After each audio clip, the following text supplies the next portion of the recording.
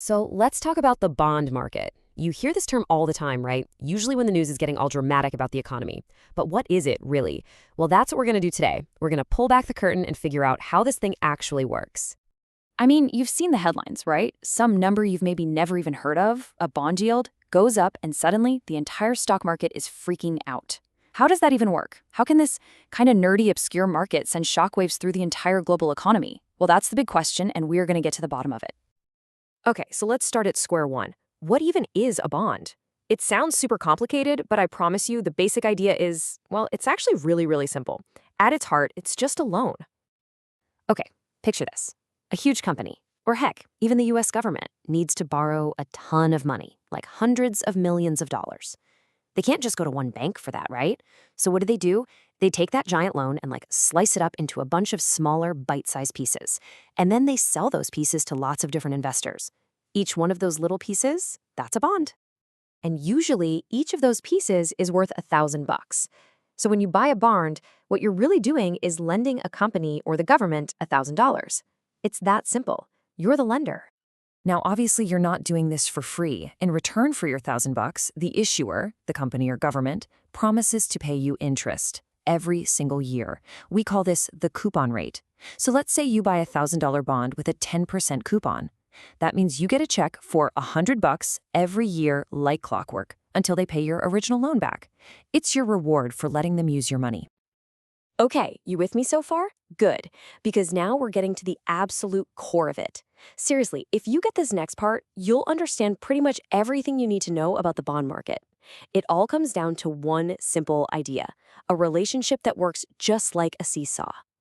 Let's imagine a situation. So a while ago, you bought one of those ABC company bonds. It pays 10%, you're getting your $100 a year, life is good. But then things change. Let's say interest rates across the whole economy go up. Now, for ABC Company to borrow more money, they have to sell brand new bonds that pay 13% just to get people interested. And suddenly, you've got a problem. Say you need your money back and want to sell your bond.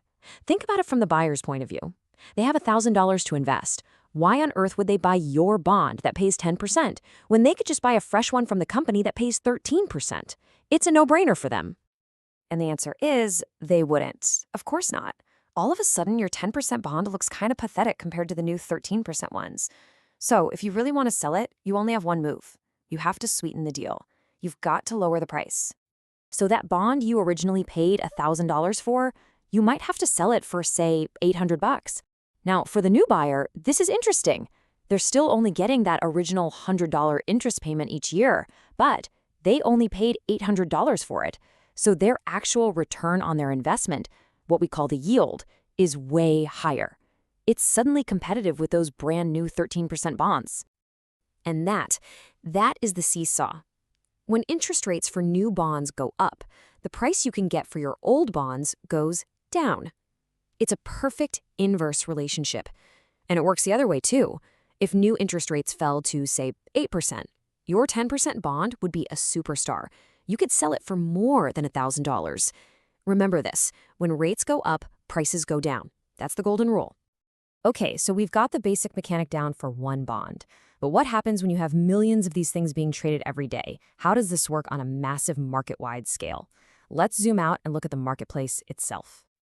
The first thing to know is that the bond market isn't like the stock market. There's no big building with a bell. It's what's called an over-the-counter market. You have to imagine traders at these huge institutions.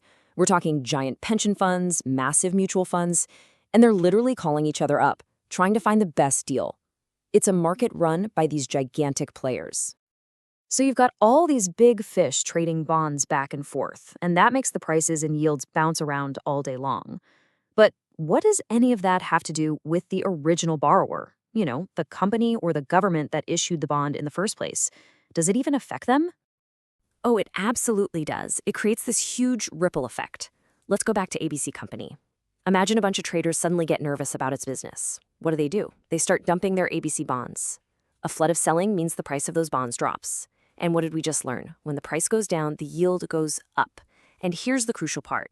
If ABC Company wants to go out and borrow more money, they now have to offer an interest rate that's just as high as the yield on their old bonds trading in the market.